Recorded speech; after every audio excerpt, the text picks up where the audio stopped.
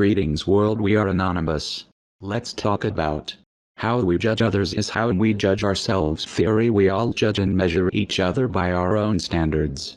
Accepting this goes a long ways in understanding others. I once knew a guy who made a lot of money. He saw the world as a series of value propositions.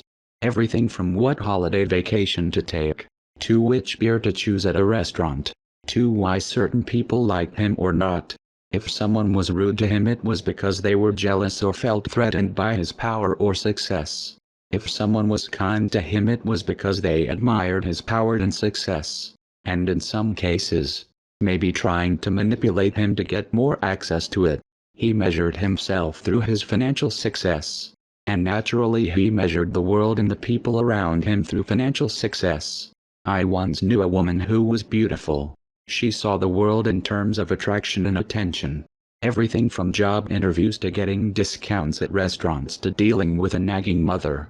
If someone was rude to her, it was because they were intimidated by her beauty or their own lack of beauty. If someone was kind to her, it was because they admired her beauty and wanted access to it. She measured herself through her beauty and attractiveness. And naturally she measured the world and people in it by their beauty and attractiveness. I once knew a guy who was a loser. He was socially awkward and nobody liked him. He saw the world as a popularity contest, a contest that he was perpetually losing. Everything from how much he earned at work, to the poor service he got at restaurants, to the people who didn't laugh at his jokes. If someone was rude to him, it was because they realized how much cooler they were than him. If someone was kind to him, it was because they saw how much of a loser he was and took pity on him. Or perhaps they were just bigger losers than he was. He measured himself through his social status. And naturally he measured the world and the people in it through social status. Why we judge others. Months ago, I wrote an article about the ways that we choose to measure the value of our own lives. Some of us measure our life through money and accolades. Others measure it through beauty and popularity.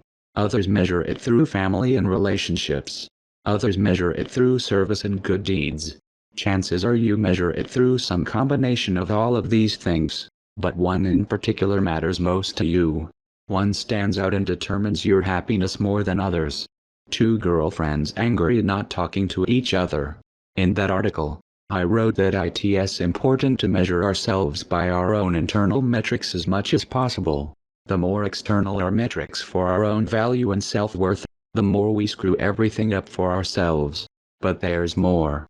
The way you measure yourself is how you measure others. And how you assume others measure you.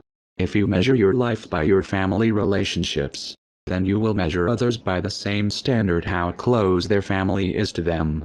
If they're distant from their family or don't call home enough, you'll judge them as deadbeats, ungrateful or irresponsible, regardless of their lives or their history. If you measure your life by how much fun and partying you can have, then you will measure others by the same standard, how much fun and partying they have.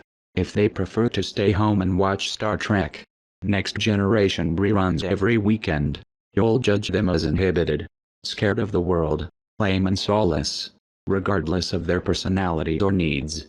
If you measure your life by how much you've traveled and experienced, then you will measure other people by the same standard, how worldly they've become. If they prefer to stay home and enjoy the comforts of routine, then you'll judge them as incurious, ignorant, unambitious, regardless of what their aspirations really are. The yardstick we use for ourselves is the yardstick we use for the world. If we believe that we're hard workers and we earned everything we have, then we will believe that everyone else earned what they have. And if they have nothing, it's because they earned nothing.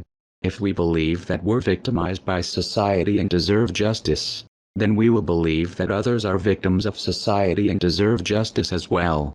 If we believe our value comes from faith in a higher power, then we will view others by their faith, or lack of faith, in a higher power. If we measure ourselves by our intellect and use of reason, then we will judge others through the same lens. This is why people who are entrepreneurs tend to think that everyone else should be an entrepreneur as well. This is why people who are born-again Christians tend to believe that everyone should find salvation through Jesus Christ. This is why hardcore atheists try to logically argue about something that has nothing to do with logic. It's why racists often claim that everyone else is racist too. They just don't know it. It's why sexist men justify their sexism by saying women are worse, and sexist women justify their sexism by saying men are worse. Angry man pointing finger. Judging others. And ourselves. Mindfully, this isn't to say that judging is wrong. There are plenty of values worth judgment. I judge people who are violent and malicious. But that is a reflection of who I am. I judge violence and malice within myself. Those are traits that I will not tolerate within myself. Therefore I do not tolerate them in others. But that is a choice I am making. That is a choice we are all making, whether we realize it or not. And we should make those choices consciously and not on autopilot. White people who think they're ugly look for all of the ways people around them are ugly, and white people who are lazy and slack off look for all of the ways others cut corners and slack off as well. Why corrupt officials choose to be corrupt? Because they assume everyone else is as corrupt as they are. Why cheaters choose to cheat? Because they assume everybody else is going to cheat if given the chance to. Why those who can trust are the ones who can be trusted. Many of us adopt our own internal yardsticks not through conscious choice but through the shamming we're subjected to. I love the quote. Everyone is either trying to prove or disprove who they were in high school. Because for many of us, our yardsticks are defined by how people viewed us growing up. We develop a fixation in one area of our lives because it's the area which we felt people judged us the most. The high school cheerleader who is afraid to lose her looks as an adult. The poor kid obsessed with becoming rich. The loser who wants to throw the biggest parties. The slacker who wants to prove to everyone how smart he is. A big part of our development is to recognize our own fixation. To recognize how we measure ourselves and consciously choose our metric for ourselves. But another big part of development is to recognize that everyone has their own metric. And that metric is likely not going to be the same as ours. And that's, usually, fine. Most metrics people choose are fine. Even if they're not the same metrics you would choose for yourself. You may view the world through family values, but most people do not. You may view the world through the metric of attractiveness, but most people do not.